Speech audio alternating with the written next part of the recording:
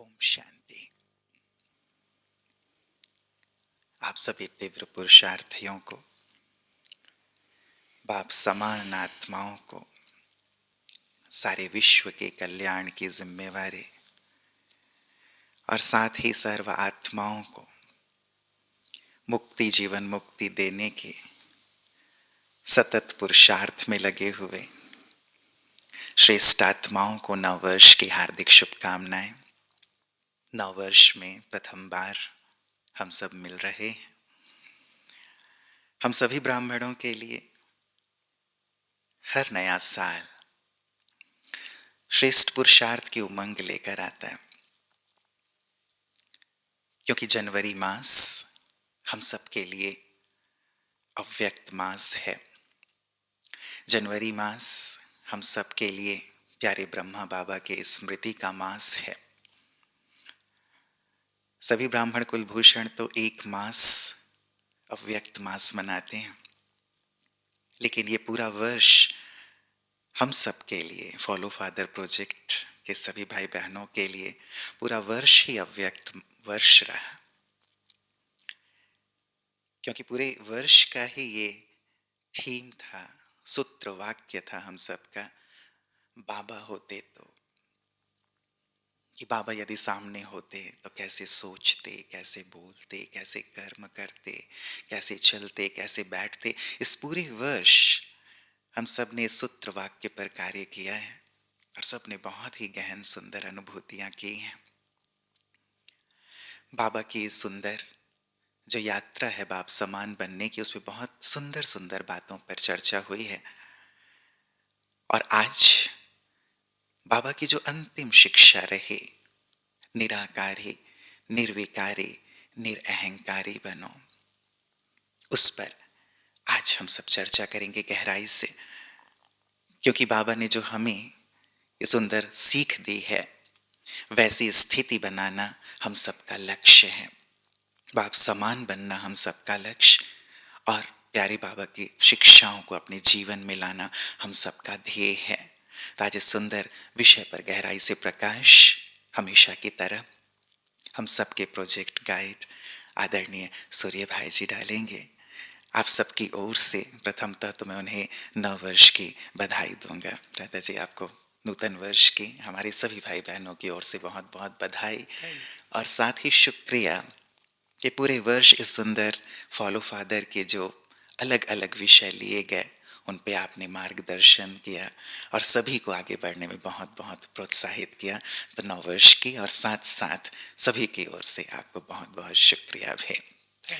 ब्रता जी, खास ये जो हमारे सभी भाई बहनें हम अंतिम पड़ाव पे पहुंच गए हैं प्रोजेक्ट के, तो इस विषय पर जो सबने पुरुषार्थ किया है उस पर आप क्या कहेंगे?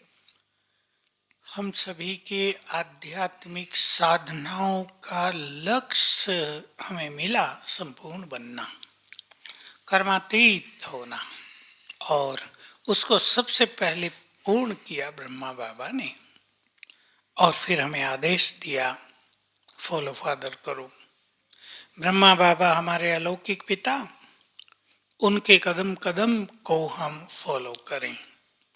तो पूरे 12 मास भिन्न भिन्न कदमों पर हमने चर्चा की और सभी ने बाबा की उन महानताओं को, महान त्याग को, समर्पण भाव को, न्यारेपन प्यारेपन को, योग युक्त जीवन को अपने जीवन में प्रैक्टिकल में लाकर अच्छे अनुभव किए।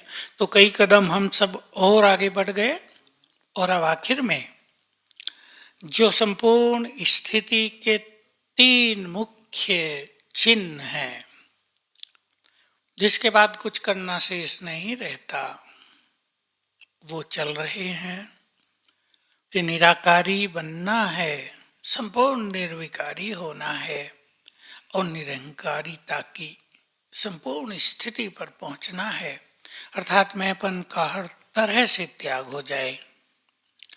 तो जो सारा वर्ष साधनाएं की हैं उनके सार में ये 3 धारणाएं हैं। हम सब चेक भी करेंगे अपने को, हम कितने निराकारी बने। निराकारी स्थिति आत्मा निराकार तो है ही, लेकिन देह में रहते रहते, देह से आसक्त होते होते, अनेक बंधनों में अटकते अटकते उसकी वो निराकारी स्थिति लोप हो गई। बाबा ने आकर, शिव बाबा ने आकर शुरू में ही ज्ञान दे दिया, तुम आत्माएं हो, और देह से डिटैच होने की भिन्न भिन्न प्रैक्टिस करा दी। ब्रह्मा बाबा ने वो संपूर्ण रूप से की थी, 33 वर्ष की थी। हम जानते हैं, हमने उनकी कहानियां सुनी हैं, पढ़ी हैं, कि जब से ये महान यज्ञ शुरू हुआ था, ये धुन लग गई थी, मैं कौन, मैं चैतन्यात्मा, मैं ये शरीर नहीं हूं। और इन फीलिंग्स को हम आगे बढ़ाते बढ़ाते इसकी सर्वोच्च स्थिति तक पहुंचे हैं। तो निराकारी माना, जिसको महर्षि पतंजलि ने शास्त्रों में निर्संकल्प समाधि कहा है, जहां आत्मा और परमात्मा का निरंतर मिलन होता है, जहां एक योगी परमात्म स्वरूप पर लंबा काल स्थित हो जाता है, उसको अपने उस प्रियतम के अलावा और कुछ दिखाई नहीं देता। ये स्थिति ब्रह्मा बाबा ने प्राप्त कर ली थी, और लास्ट के 3 वर्ष तो बाबा चलते फिरते भी इसी समाधिस्थ अवस्था में रहते थे। तो ये उनकी निराकारी स्थिति। निर्विकारी, 5 विकारों पर, कर्मेंद्रियों पर संपूर्ण विजय। तो ये बहुत लंबी साधना हुई। जब निराकारी स्थिति बनती गई, तो उसकी जो मूल नेचर है आत्मा की संपूर्ण पवित्रता, वो भी जीवन में आती गई। तो ब्रह्मा बाबा पूरी तरह व्यर्थ संकल्पों से मुक्त साक्षी भाव में स्थित हो गए, बहुत शक्तिशाली बन गए। किसी का कुछ कहना, किसी का ग्लानि करना, किसी का कटाक्ष करना, किसी का निंदा करना उन पर असर नहीं डाल रहा था। ये हमने देखा, कई जगह लोगों ने विरोध किया, बाबा ने सब के लिए प्यार भरे शब्द ही बोले थे। तुम्हें अचल अडोल रहना है बच्चे, किसी का ऐसा वैसा व्यवहार चित्त पर नहीं रखना है, जो पास्ट होता जाता है उसको भूलते जाना है, ये सब तुम्हारे परम मित्र हैं। ऐसा कहकर बाबा अपनी श्रेष्ठ स्थिति का भी दिग्दर्शन कराते थे। निरंकारी बाबा ने पहले से ही अभिमान को जीत लिया, घमंड तो था ही नहीं। स्वमान की श्रेष्ठ स्थिति के द्वारा संपूर्ण निरहंकारी बन गए। ये बहुत स्पष्ट आभास था कि सब कुछ परमात्म शक्तियों से हो रहा है, हम निमित्त हैं। तो मैंपन पर एक अच्छी साधना की, अच्छा स्वयं को ऑब्जर्व रखा, देखते रहे, चेकिंग होती रही, कहाँ सूक्ष्म रूप से भी मैंपन तो नहीं आता। बहुत बड़े त्यागी, सर्वस्व कर देने वाले, अपने लिए कुछ न रखने वाले, उनको मैंने त्याग किया, ये तो भूला ही हुआ था कि मैंने कुछ किया है। त्याग किया है ये भी भूल गए थे कि त्याग किया, उसका ही तो था, उसने लिया। तो तीनों सर्वोच्च धारणा तक बाबा पहुंच गए। यही हमारे अध्यात्म की, रूहानियत की, हमारी साधना और तपस्या की सर्वोच्च स्थिति है। तो आप सब भी इस पर कार्य कर रहे हैं, और जनवरी मास पूरा कार्य करेंगे, मुझे पूर्ण विश्वास है। सभी की साधनाएं अमृत वेले से लेकर रात तक बहुत सुंदर चल रही होंगी, और अपनी शेष 2 धारणाओं पर भी, निर्विकारी और निरंकारी पर भी गहराई से अटेंशन दे रहे होंगे।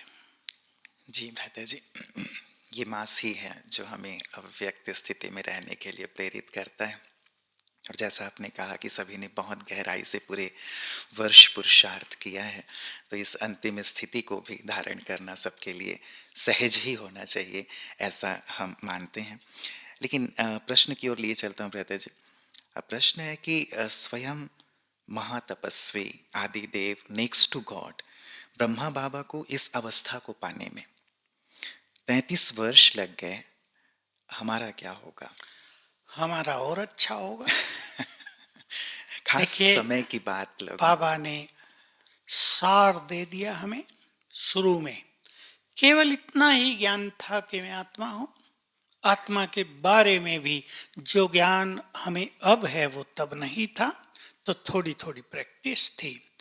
ज्ञान सूक्ष्म होता गया, विस्तृत ज्ञान हमें प्राप्त होता रहा, साधनाओं के भिन्न भिन्न तरीके हमें मिलते रहे। इसलिए जो काम बाबा ने 33 वर्ष में किया वो हम 5 वर्ष में भी कर सकते हैं, इसमें नो डाउट, किसी को कोई संशय नहीं होना चाहिए। बात यह है बस कि जिस तरह ब्रह्मा बाबा ने मेहनत की उस तरह से हम भी मेहनत करें। साधनाएं भी मेहनत का विषय है, जिसमें मनुष्य को अपने सभी संकल्पों को शांत करना होता है। जो ज्ञान की बड़ी बड़ी धारणाएं हैं उनको लाने की श्रेष्ठ इच्छा करनी होगी। मैं उदाहरण दिया करता हूँ, जी। बाबा की मुरलियों में आता रहता है, बच्चे 8 घंटे मुझे याद करो। बहुत लोग तो जैसे उसे सुनते ही नहीं। अगर हम अपनी सभा को देखें, वो हजारों की भी होती है, और मान लो हमारी सभा में 100 लोग बैठे हैं मुरली में, और बाबा ने कहा बच्चे 8 घंटा मुझे याद करो कम से कम, तो उसमें से 50 ने तो सुना ही नहीं क्या कहा, बाकी 50 में से 40 ने अंदर ही अंदर सोच लिया ये अपने बस की बात नहीं है, जो समर्पित है ना दीदियां वो करेंगी। बाकी बचे 10, उस 10 में से घर जाते जाते 5 भी खाली हो गए, भूल गए क्या कहा था। बाबा तो कहता ही रहता है। 5 में से कुछ ने प्लान बनाया, सोचा कि 8 घंटे याद तो करना चाहिए, उसमें से भी कोई एक हार्डली सफल हुआ, वो भी कितना दिन चला वो अलग बात है। तो अगर मन में कुछ करने की दृढ़ता हो तो हमारा मार्ग स्पष्ट है, और मार्ग ही स्पष्ट नहीं, स्वयं भगवान की मदद बहुत मिल रही है। हम केवल कदम आगे तो बढ़ाएं, हम अपना प्लान तो बनाएं, वो हमें श्रेष्ठ योगी बना देगा। तो ये हमें कभी नहीं सोचना चाहिए कि बहुत समय हमारे पास नहीं है। समय तो है। अब से 30 साल पहले भी जो लोग आए थे मुझे यही कहते थे, भाई समय बहुत कम रह गया, हम क्या करेंगे। 30 साल बीत गए, अब तो कुछ किया नहीं, लेकिन बहुतों ने कुछ किया नहीं। अगर वो करने लगते तब से भी तो शायद आज सर्वोच्च स्थिति पर पहुंच जाते। ऐसे आज 1 साल पहले 2 साल पहले से भी लोग यही कहते थे, हम लेट आए, हमें तो इतना टाइम नहीं मिल रहा। लेकिन जो टाइम मिल रहा है उसमें हम क्या कर रहे हैं, विचारणीय बात ये है, इम्पोर्टेंट बात ये है। इसलिए शुरू कर दें, समय जरूरत पड़ी तो हमें मिलता रहेगा। बिल्कुल। और हमारे सभी वैसे भाई बहनें भ्राता जी जो जुड़े हुए हैं इस फॉलो फादर प्रोजेक्ट से, वैसे बहुत लगन से, तत्परता से और डेडिकेशन के साथ कर रहे हैं। और मुझे लगता है कि सभी के सभी बाबा के महावाक्यों को बहुत सिंसियरली लेते हैं, चाहे वो 8 घंटे योग की बात हो, चाहे बाबा की सभी धारणाओं की बात हो। भ्राता जी, इससे अगला प्रश्न जुड़ा हुआ है कि ये अवस्था बाबा की अंत में बनी या शुरू में ही बन गई थी? क्योंकि जो भी साकार बाबा का वर्णन करते हैं वो यही बताते हैं कि बाबा प्रैक्टिकल में ऐसे थे। नहीं, ऐसा नहीं है। धारणाएं तो बाबा के जीवन में तेजी से आती गई, और धारणाओं में भी ये बात होती है कि कुछ सूक्ष्म धारणाओं का ज्ञान ही बाद में मिला। जैसे जैसे उसका ज्ञान मिलता गया बाबा उसको जीवन में अपनाते गए। कोई निरंकारिता और ये मैंपन के सूक्ष्म त्याग का ज्ञान शुरू में नहीं था, लेकिन बाबा की स्थिति लौकिक से ही निरंकारी वाली थी। रॉयल भी थे, बड़े आदमी भी थे, शान से भी रहते थे, लेकिन निरंकारी भी थे। उनकी बातों से ऐसा नहीं झलकता था कि उनमें कोई अपने धन का या अपने कारोबार का या अपनी बुद्धि का अभिमान है। लेकिन जहाँ तक योग साधनाओं की बात है, पहले से ही वो सबसे ज्यादा करते थे। इसलिए जिसने उन्हें जब देखा उन्हें लगा बाबा तो बहुत ज्यादा योग तपस्या करते हैं। लेकिन ये फाइनल स्टेज जो निराकारी स्थिति है, जी, ये मामा के जाने के बाद यानी 300 वर्ष बाबा ने बहुत ज्यादा अभ्यास किया और एंड में ये स्थिति बन गई। क्योंकि ये स्थिति बनते ही आत्मा को यहाँ से जाना होता है।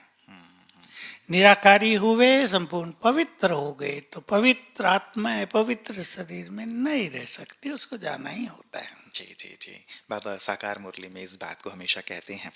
आपने ऐसे समय बाबा को देखा जब वो अपनी संपूर्ण अवस्था में थे, तो कैसे थे वो, कैसी भासना आई आपको उनसे मिलते हुए? देखते ही रह गए उन्हें, बोलने की तो इच्छा ही नहीं होती थी, देखने की इच्छा होती थी। हालांकि हम छोटे थे, हम कोई मैच्योर नहीं थे जिनके पास बहुत बड़ा ज्ञान हो, लेकिन देखते ही रहें बस ऐसी इच्छा होती थी।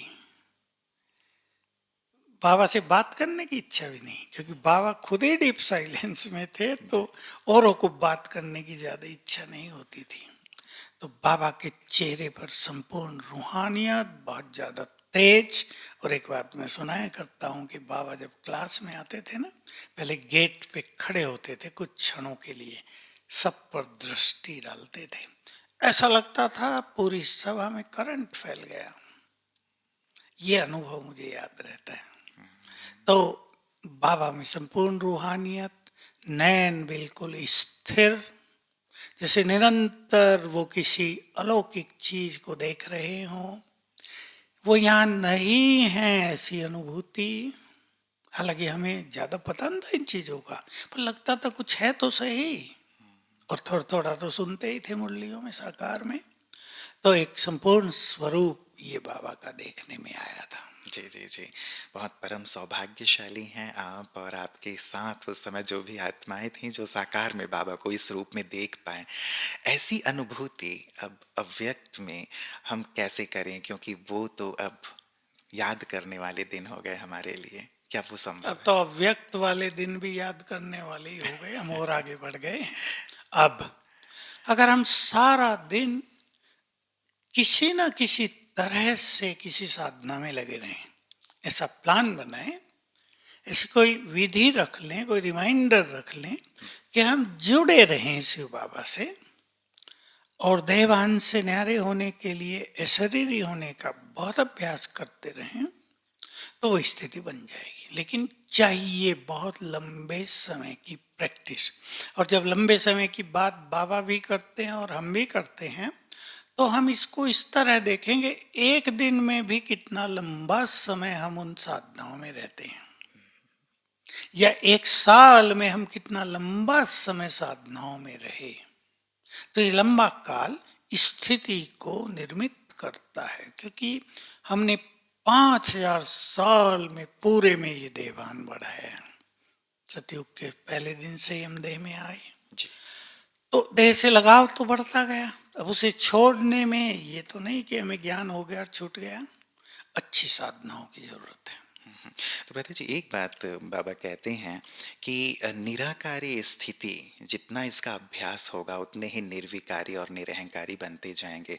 तो क्या ये निराकार स्थिति का ही विशेष अभ्यास किया जाए ताकि ये दोनों सहज हमारे अंदर आते जाएं, या कुछ और खास अभ्यास नहीं, पुरुषार्थ है? बाबा ने हमेशा मुरलियों में कहा है, चारों सब्जेक्ट को साथ लेकर चलो।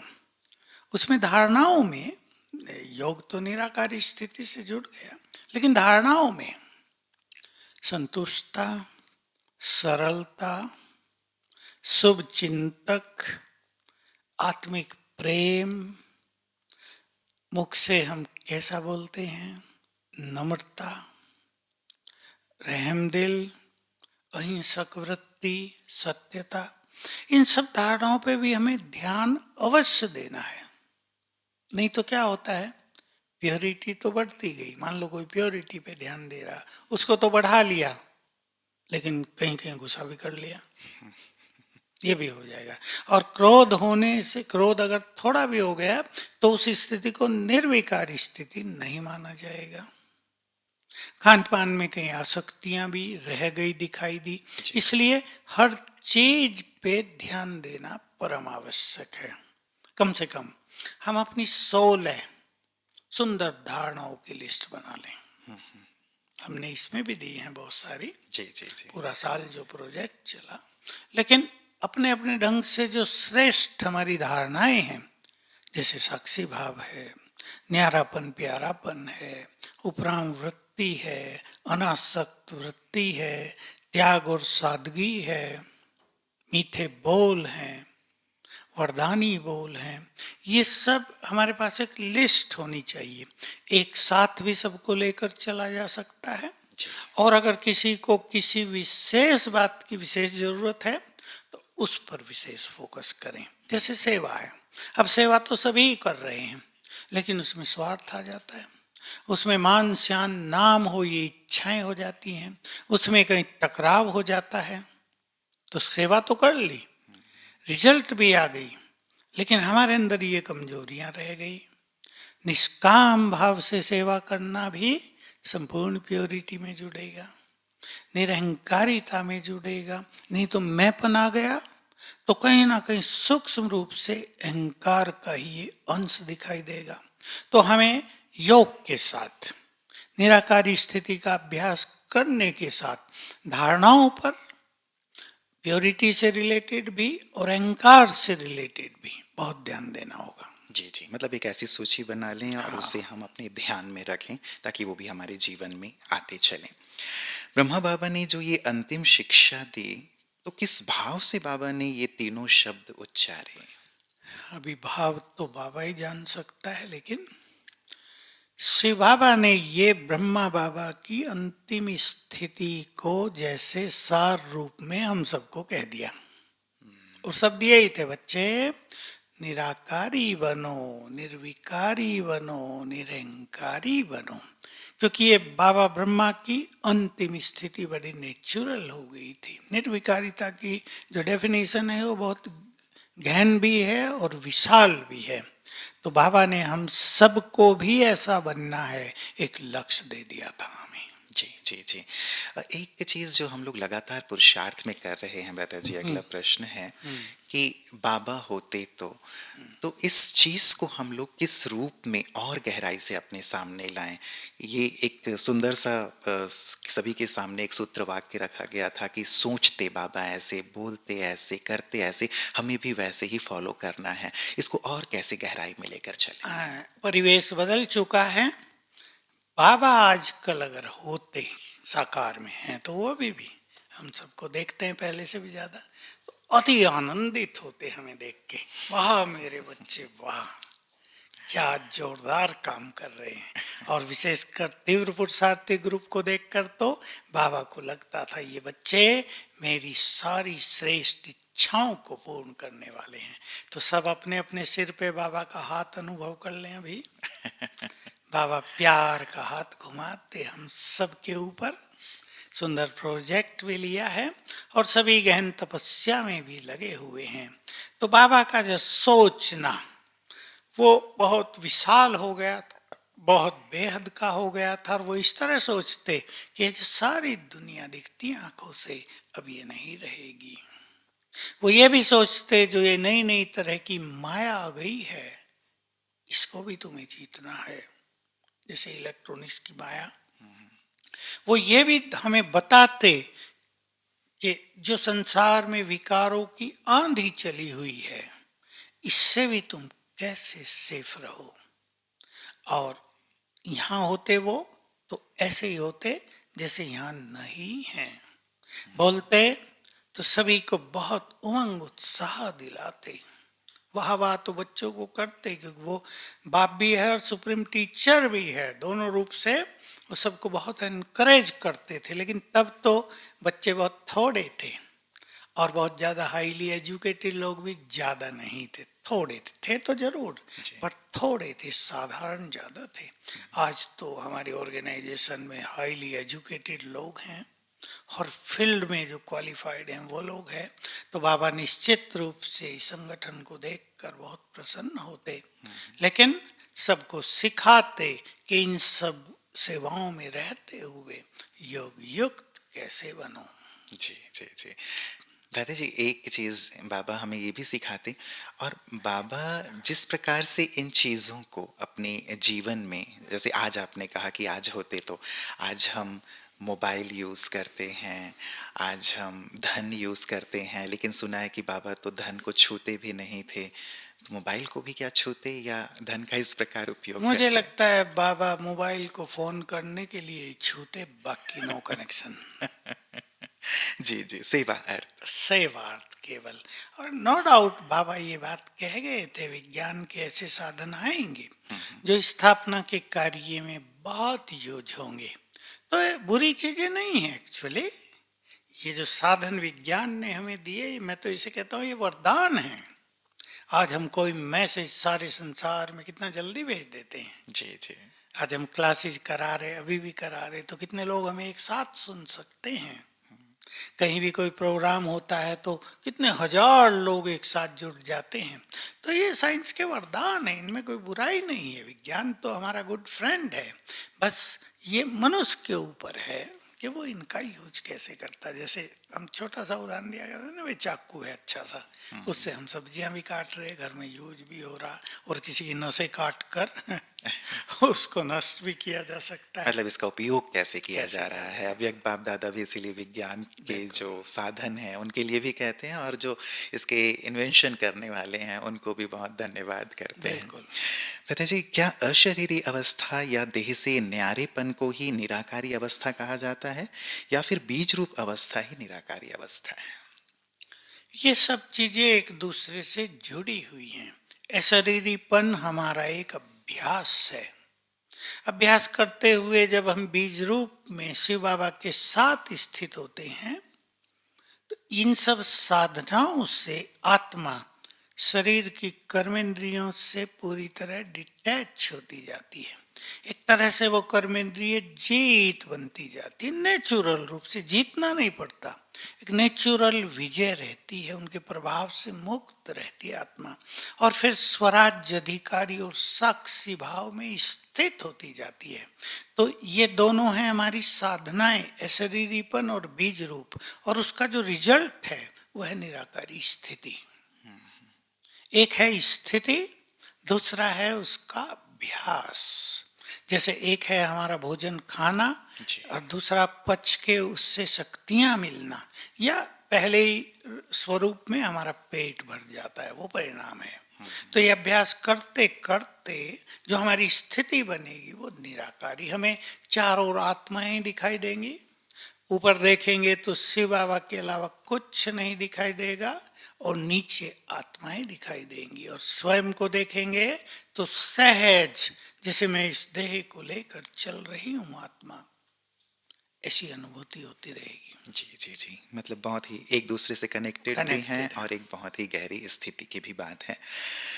भ्राता जी, ये जो तीनों शब्द हैं, निराकारी, निर्विकारी, निरहंकारी, तो निर्विकारी में अहंकार भी तो आ ही जाता है, तो फिर निरहंकारी शब्द को अलग से लिए जाने का क्या अर्थ है?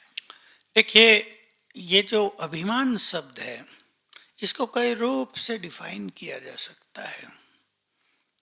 घमंड एक इसका मोटा स्वरूप है। कोई व्यक्ति चलता है, पहलवान होता है, लगा कहते बड़ा घमंडी है, तो वो एक मोटा स्वरूप इन चीजों का। अभिमान उससे थोड़ा सूक्ष्म आ जाता है। संपदा का अभिमान, पद पोजीशन का अभिमान, परिवार का अभिमान, और ये जो अहंकार है, वास्तव में ये दो शब्दों से मिलके बड़ा ना, अहम प्लस कार, देह का अभिमान। अभी इस पे हमें अलग से कार्य करना आवश्यक इसलिए है कि इसके स्वरूप होते हैं मैं और मेरा। अभिमान हम छोड़ दें, बहुत अच्छी स्थिति हमारी बन जाएगी, इसमें कोई संदेह नहीं।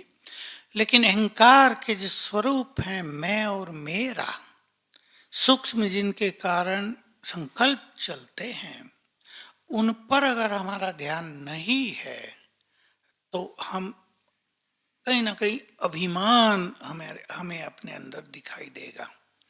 और जब हमें ये फीलिंग होने लगती है कि मेरे पास जो कुछ है वो सब प्रभु देन है, इसमें सूक्ष्म चीज भी हो जाती है, हमें बहुत सफलता मिल रही है। अभी वो अभिमान मोटी चीजों का हुआ, धन का, बुद्धि का, परिवार का, पद पोजीशन का। अब ये है हमें सफलता बहुत मिल रही है, उसकी फीलिंग मैं, हमें प्रशंसा बहुत मिल रही है, हमारा नाम बहुत फैलता जा रहा है। फैलेगा तो तभी जब हम अच्छे काम करेंगे। लेकिन उसमें भी मैंपन आ जाए तो वो उन श्रेष्ठ कर्मों की दिव्यता को खत्म कर देता है। इसलिए हमारे कर्म जितने निष्काम होते जाएंगे वो कर्म शिव बाबा की तरह दिव्य होते जाएंगे। तो इसमें इसलिए इस पे ध्यान दिया जा रहा है कि मैं और मेरेपन पर भी हम ध्यान दें, उनका त्याग करें। मतलब ये बहुत ही सूक्ष्म है जिसकी ओर हम सबको भी ध्यान देने की ज़रूरत है। पता जी, एक मैं और मेरेपन की जो बात आपने कही है, वैसे ही एक निर्विकारी की भी बात प्रश्न में आई है कि बाहर से कर्मणा से निर्विकारी तो हम बन ही जाते हैं, लेकिन मन को संपूर्ण निर्विकारी कैसे बनाएं? यही तो हमारी साधना है। इसलिए वेदों में भी ये कह दिया गया है, ब्रह्मचर्य बहुत बड़ी तपस्या है। अब उन्होंने इसको तप नाम दिया है क्योंकि वो स्थूल रूप से कर्मेंद्रियों को शांत करने का प्रयास करते हैं, लेकिन हमारे लिए वैसी बात नहीं है। हम क्योंकि यह अभ्यास करते हैं कि मैं आत्मा इस देह से न्यारी हूं, तो न्यारी होने से कर्मेंद्रियां शीतल स्वतः ही होने लगेंगी। जितना जितना हम ये अभ्यास बढ़ाएंगे शीतलता आएगी। लेकिन रही बात संकल्पों को कंट्रोल करने की, बड़ा सब्जेक्ट है। किसका जीवन पास्ट में कैसा रहा, किसके मन पर कौन कौन सी बुरी घटनाएं अंकित हैं काम वासना से संबंधित, किसने कितनी गंदगी देखी है दुनिया में, जीवन में, फिल्मों में, नेट पे, ये सब भुला दें। इसके लिए विशेष साधनाओं की जरूरत है। इसलिए थोड़ा रोज इस पे बहुत ध्यान देना चाहिए।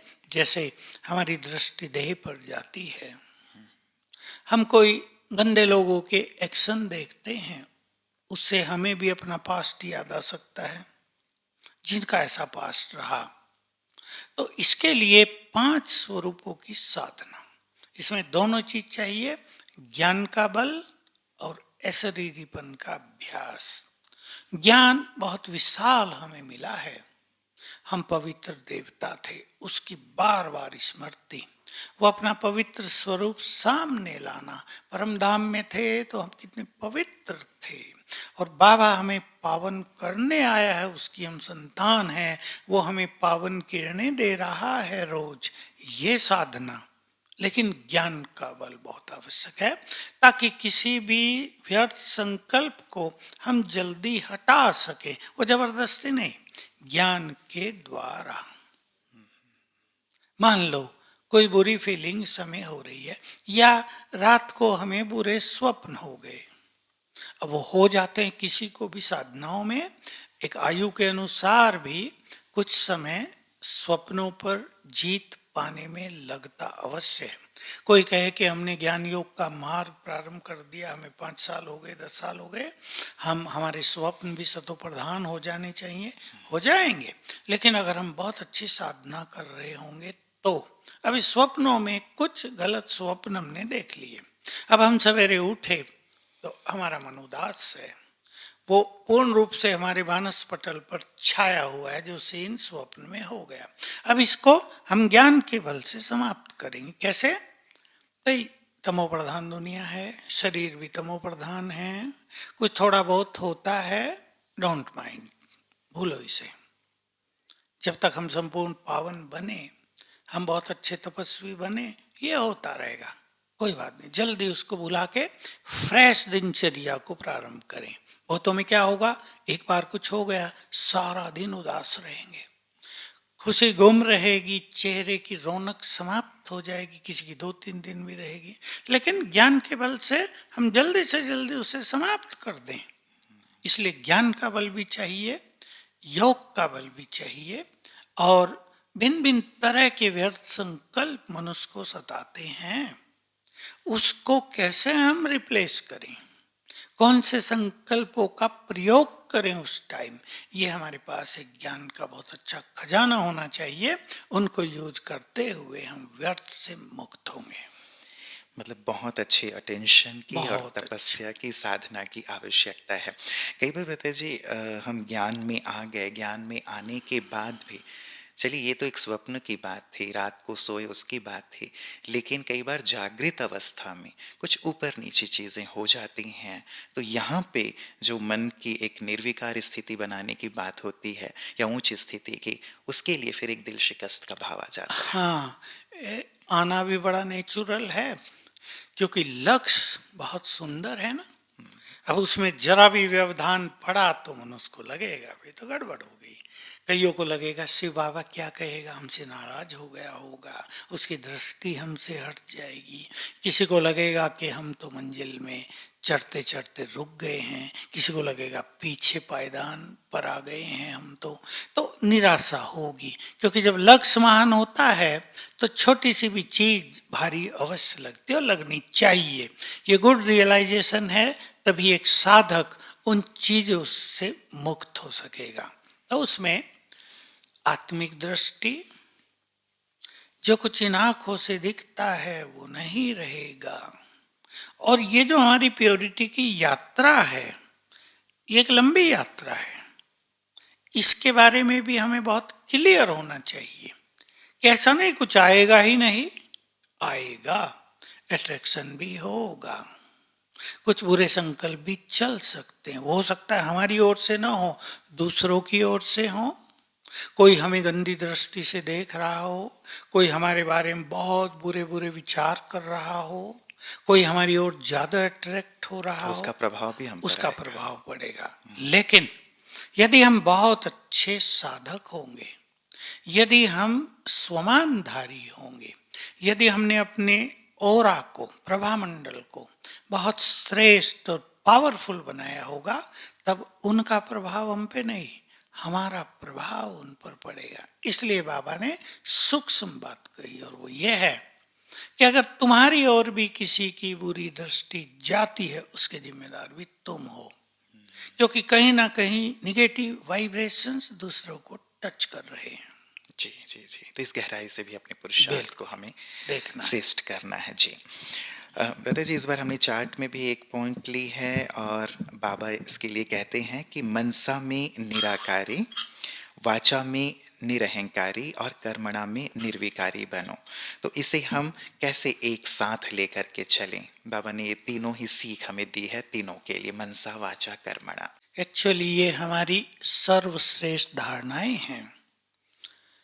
मनसा की निर्विकारी की बात तो हम जान ही रहे हैं, और कर्म क्षेत्र का अर्थ होता है हम लोगों के संपर्क संबंध में आते हैं। कहीं हमें अच्छे लोग मिलते हैं, कहीं बुरे लोग भी मिलते हैं। उन सब में निर्विकारिता का अर्थ है कि हमारी पवित्र दृष्टि तो रहे ही, लेकिन हमारा व्यवहार भी बहुत कोमल, नम्रता से भरा हुआ, सुखदाई वाणी से भरा हुआ हो।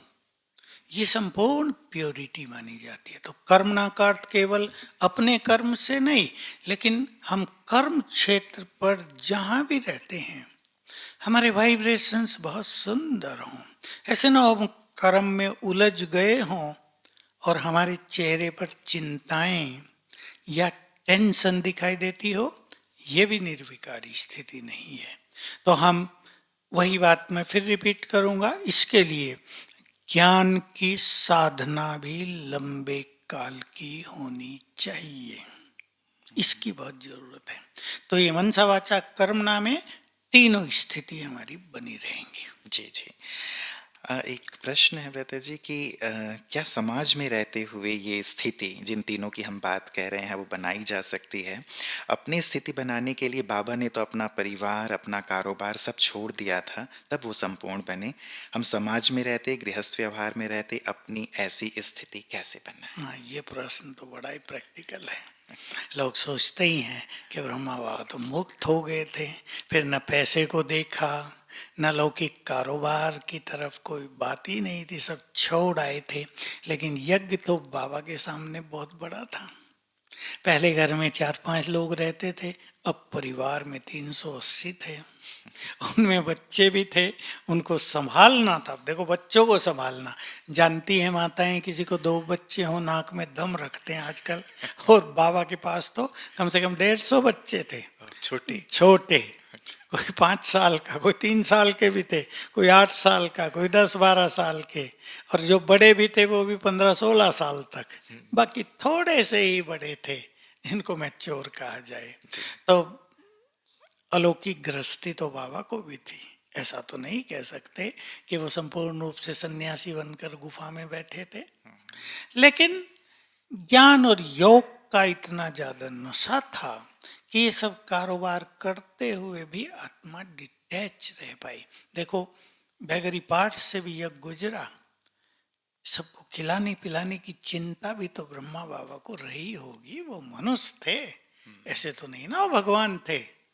अब जहाँ 350 लोग खाने के लिए बैठे हों और पैसा ही ना हो, बीमारी भी हो रही हो, पैसा ही ना हो, ठंड भी लग रही हो और गर्म कपड़े ना हो, ठंड बहुत लग रही हो और चाय भी ना हो, तो एक बाप को चिंता तो होगी। और आबू की ठंड तो हम आबू समझ की सकते हैं, अभी ठंड इतनी उन ठंड हो दिनों रही बहुत ज्यादा थी, और कपड़े ना हो तो और ज्यादा लगेगी ना। बहुत ज्यादा। और जहाँ बाबा रहते थे, वो सब रहते थे, वो ऐसी जगह थी कि आसपास कोई मकान नहीं था। ब्रिज कोठी में शायद। हाँ, तो लंबी दूर दूर से चली आ रही हवाएं ठंडी, वो सब उन पर असर डालती थी।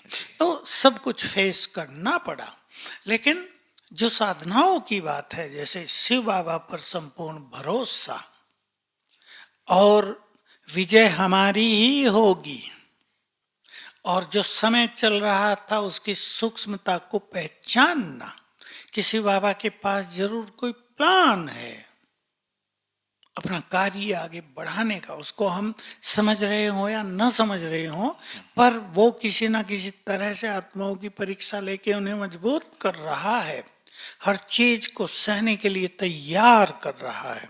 भाई, तुम्हें भूखा भी रहना पड़े तो तुम कैसे सुंदर साधनाओं में जीते रहो, तुम्हें अनेक तरह के कष्ट भी होते रहे तो भी तुम अपने श्रेष्ठ पथ से विचलित न हो।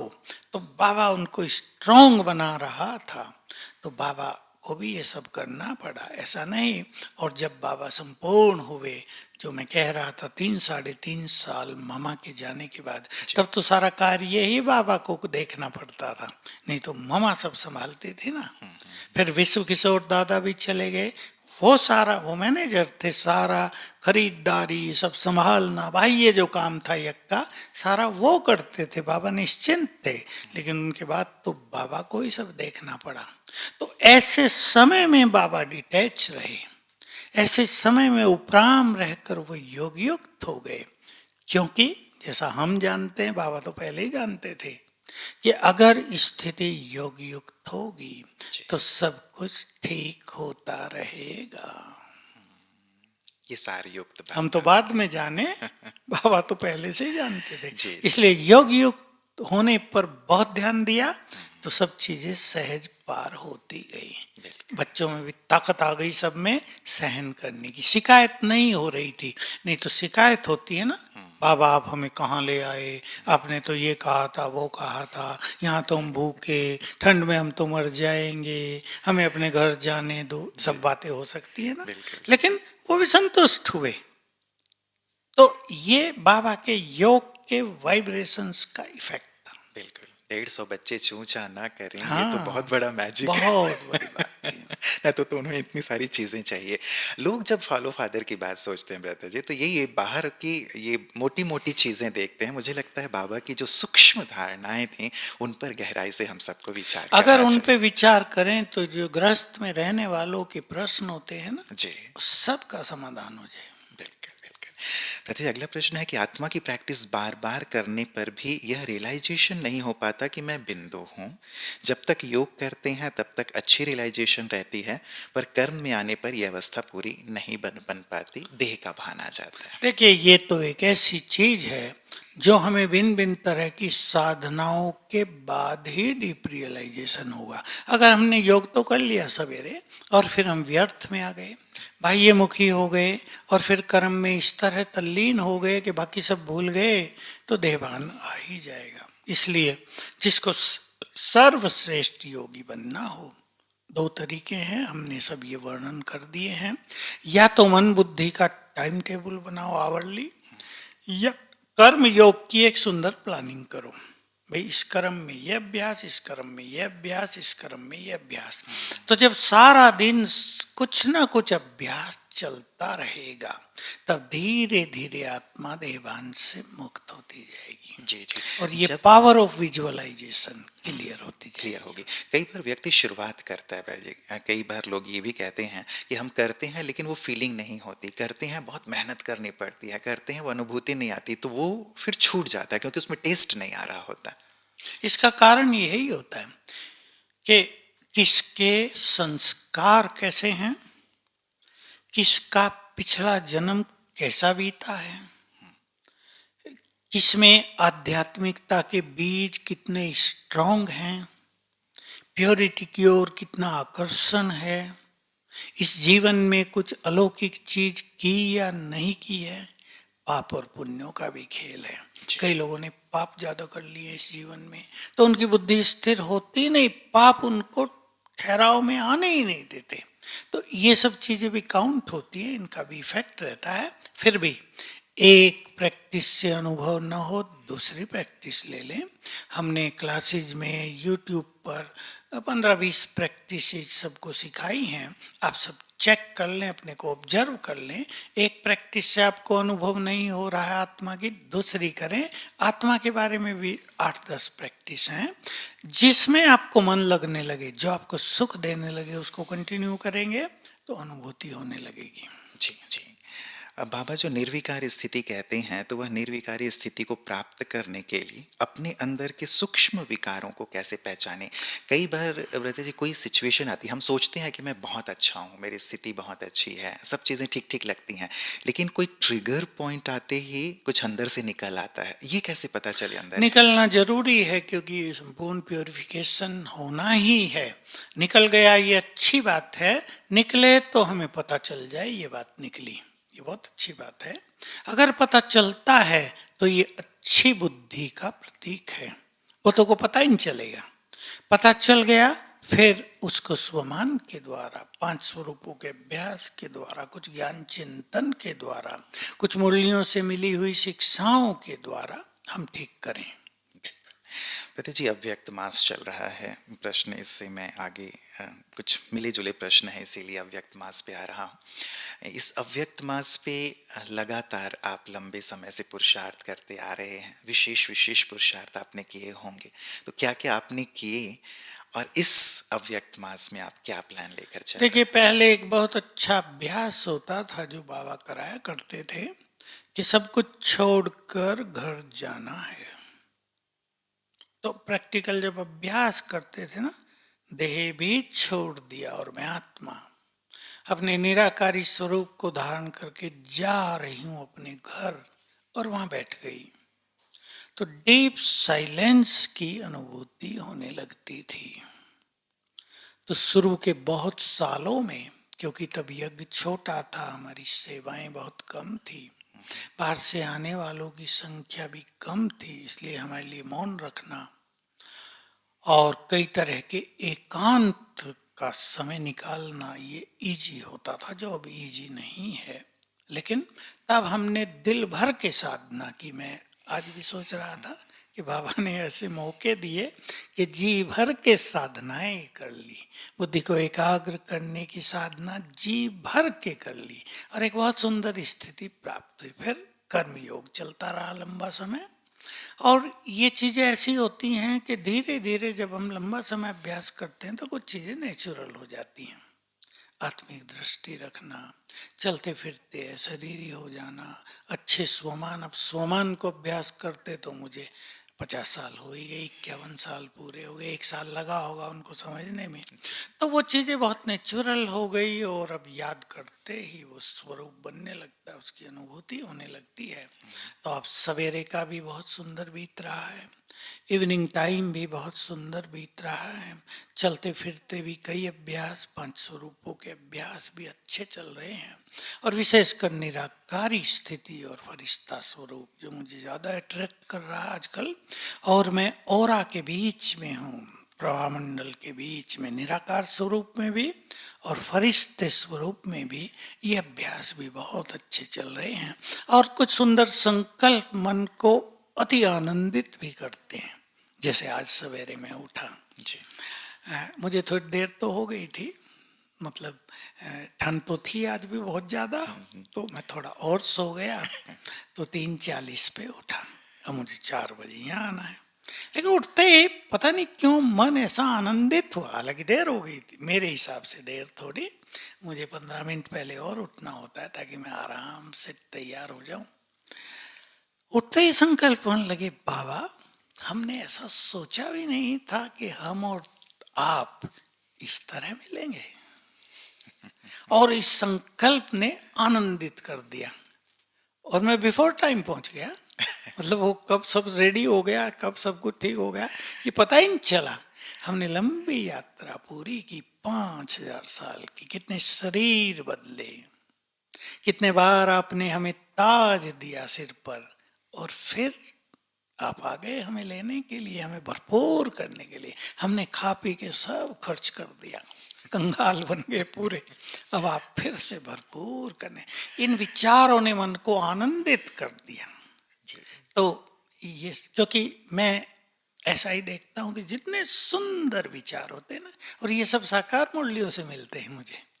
बाबा भी ऐसे ही किया करते थे, तो मैं वहां से सीखता जाता हूँ कि ये इस तरह का चिंतन, जो आत्मिक चिंतन है, सुदर्शन चक्र का चिंतन है, हमें करना चाहिए। क्योंकि केवल साइलेंस का अनुभव ही पर्याप्त नहीं, प्रभु प्रेम का, चित्त को आनंदित कर देने का, स्वयं में शक्तियां आ रही हैं ये अनुभूति, बाबा के पास हम हैं तो परम सुख की फीलिंग, उसे बात कर रहे तो जैसे उसका प्यार मगन करने वाला उसकी फीलिंग, तो मैं ये सब साथ लेकर चलता हूँ। शुरू में केवल बीज रूप किया था, बहुत बहुत ज्यादा, तो जैसे जैसे ज्ञान मिलता गया योग के बारे में, उन सबको एडॉप्ट करते गए। चलिए, आनंदित हम सब भी हो गए आपके सुंदर संकल्प को जो आपने सुबह प्राप्त किया बाबा से।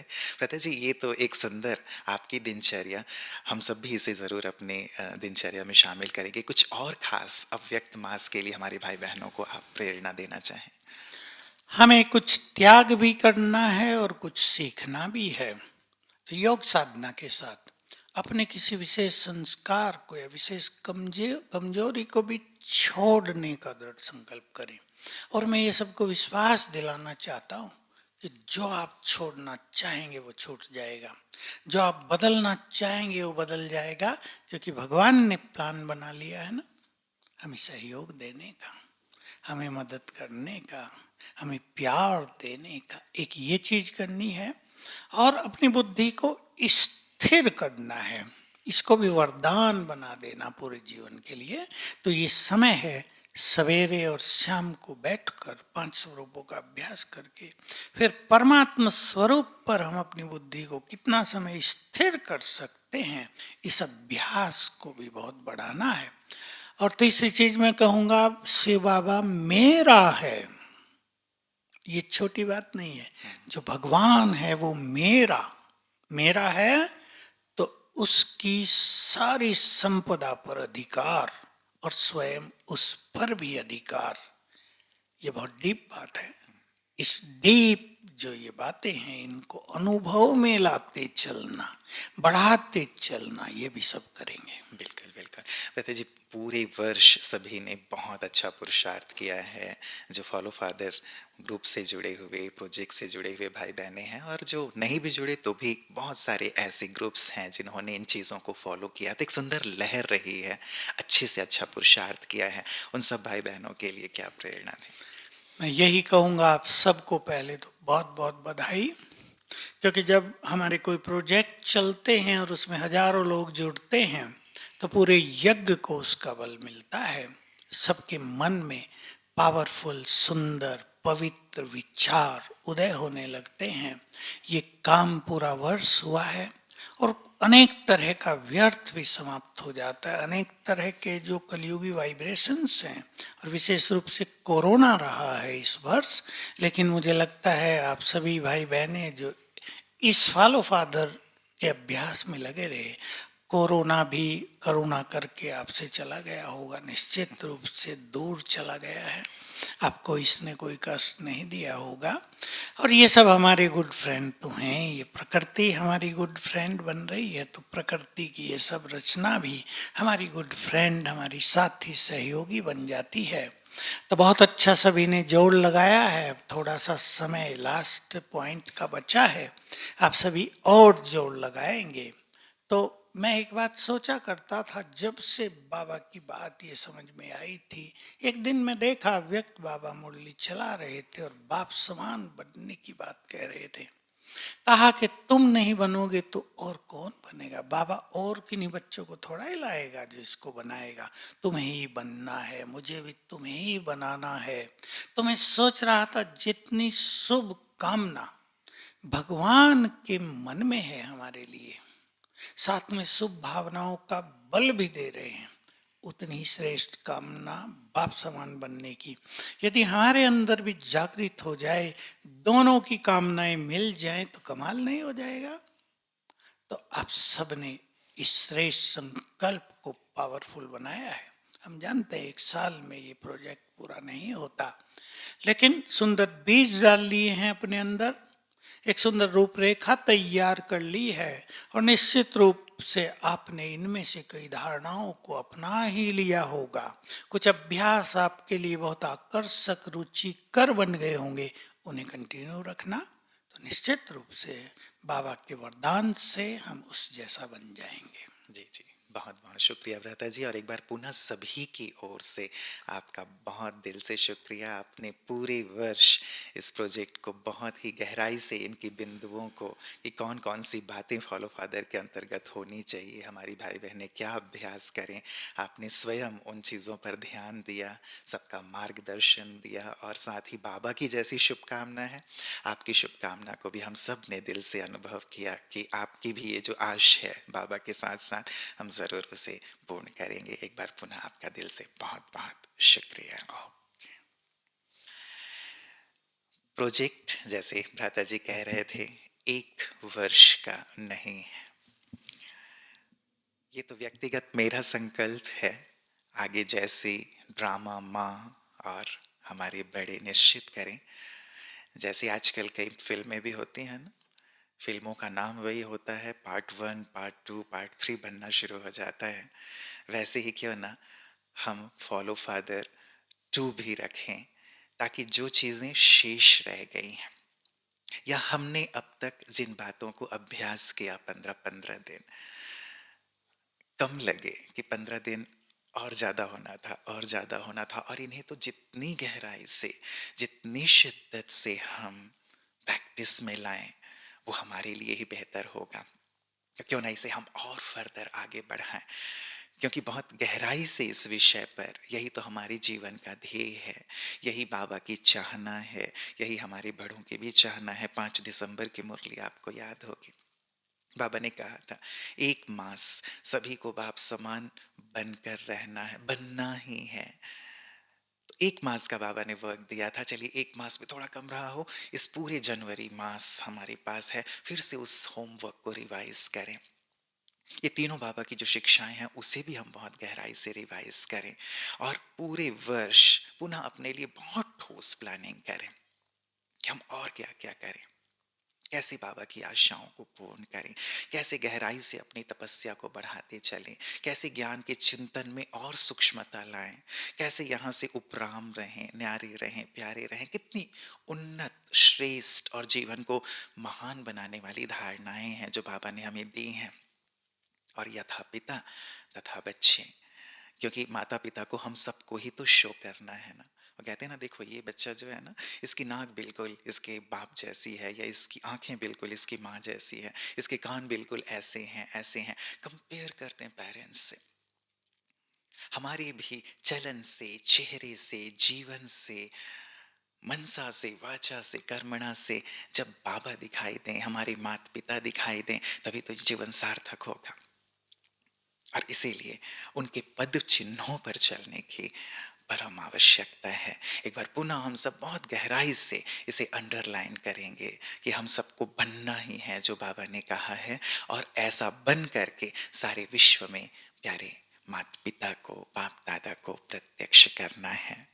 तो एक बार पुनः आप सभी को नववर्ष की ढेर ढेर ढेर सारी शुभकामनाएं, और साथ ही इस अव्यक्त मास की गहन साधना के लिए भी बहुत बहुत शुभकामनाएं कि ऐसी डीप साधना हो कि हम सभी धारणाओं को अपने जीवन में उतारते चलें, बाबा को प्रत्यक्ष करें।